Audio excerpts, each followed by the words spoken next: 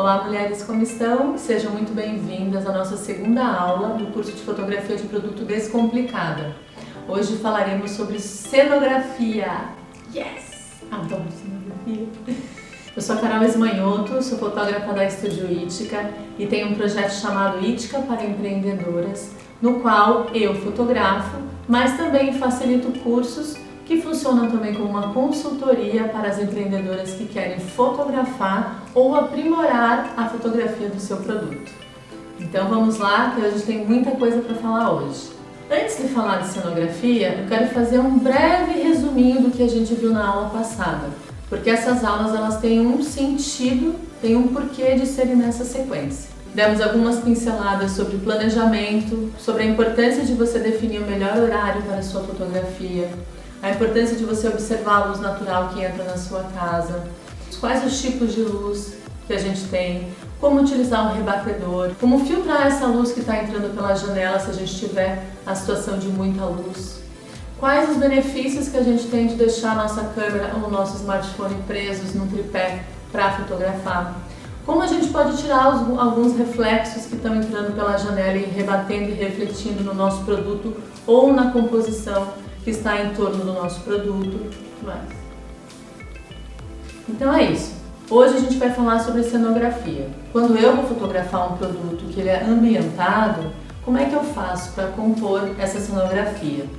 Então primeiro eu converso com a empreendedora para descobrir quais são os objetivos que ela tem sobre aquela imagem, os objetivos da empresa, da marca dela, qual é a história daquele produto, quais são os sentimentos que ela quer passar, entender melhor como a gente pode fazer essa conexão do produto com o cliente. A partir dali a gente já analisa quais são os objetos, os produtos, o que ela já tem disponível na casa dela para usar como composição cenográfica, que a gente possa juntas determinar, encontrar essas soluções com materiais viáveis, com baixo custo e principalmente que você já tenha à disposição na sua casa, ou a gente faz um planejamento para que isso aconteça da melhor forma possível. E aí você pergunta, como é que eu consigo criar essa cenografia na minha casa com o meu produto? Qual vai ser o tipo de fundo fotográfico que você vai usar? Se ele vai ser branco, se ele vai ser neutro, monocromático, se ele vai ser colorido, se vão ter texturas, se vão ter estampas,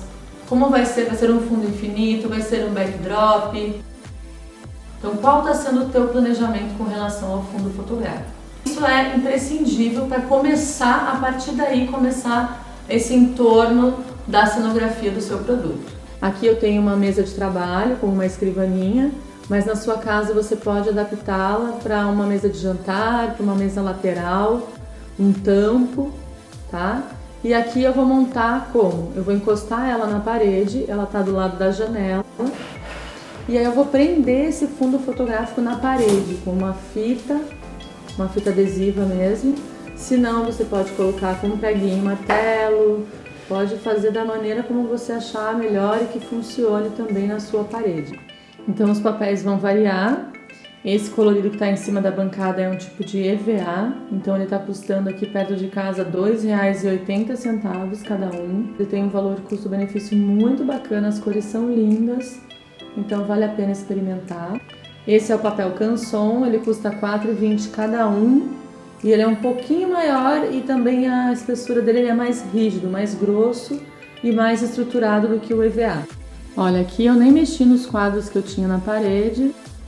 Eu usei o papel por cima do quadro, coloquei com fita crepe na parede e pronto, ó, tá feito o fundo infinito. Agora eu vou usar umas bandeiras de tecido que eu tenho aqui guardadas de muito tempo já, de amostras que eu peguei, que são retângulos.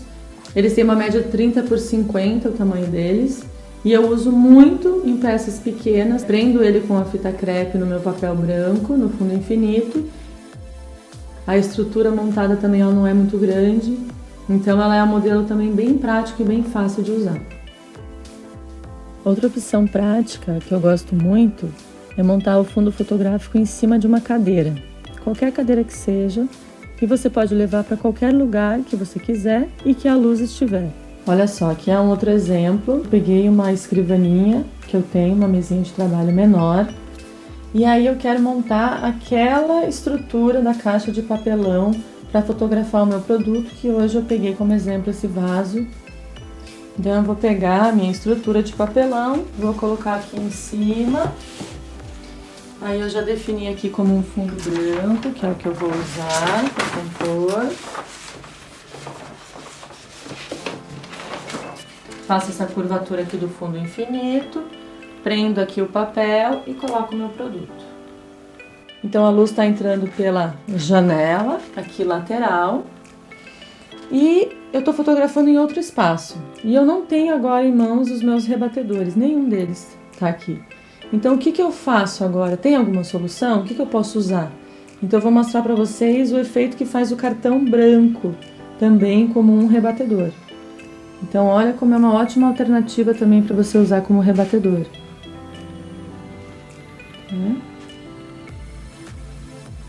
Essa é uma possibilidade também de mesa de trabalho, de fundo fotográfico, que se chama backdrop.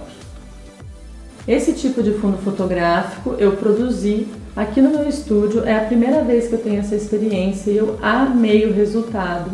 Uma das principais vantagens que eu vi em produzir esses fundos fotográficos, esses backdrops, é a diversidade de cores que eu posso ter aqui no meu estúdio.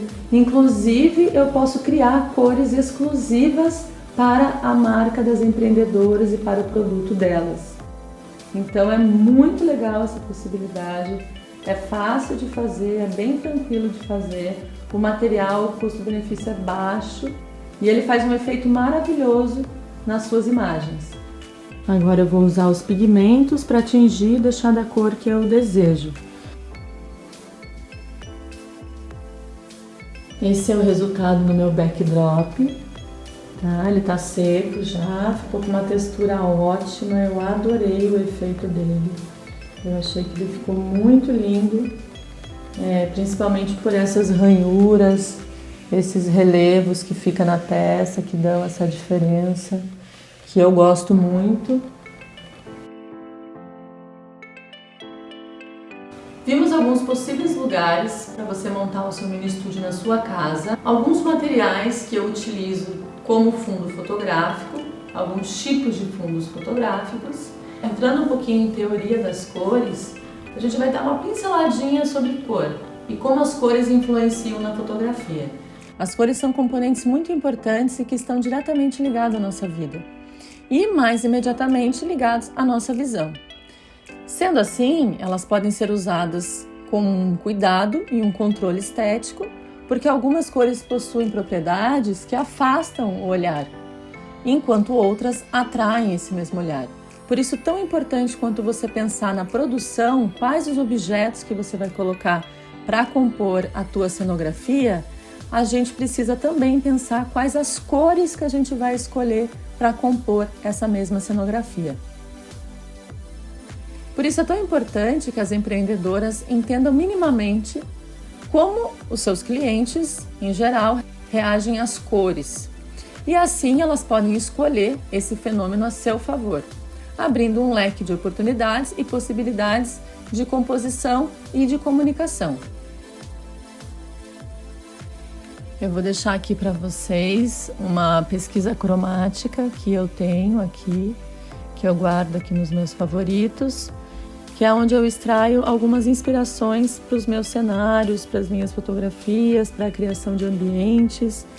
Então vale muito a pena você ir no Pinterest ou ir até o Instagram e dar uma boa pesquisada nas combinações.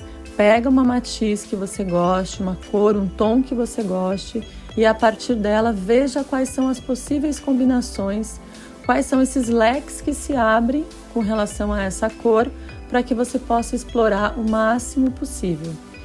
E aí você vai vendo que aos poucos os objetos que você vai colocando na tua cenografia vão tendo uma identidade entre eles e quando você coloca eles no feed, quando você posta eles no teu e-commerce, eles têm uma linguagem natural entre eles, que são onde as cores percorrem, né? Percorrem com harmonia, percorrem com fluidez, ficam elegantes, ficam atrativas. Então experimente e dedique um tempo para essa pesquisa de cores, para definir quais as melhores combinações com o seu produto.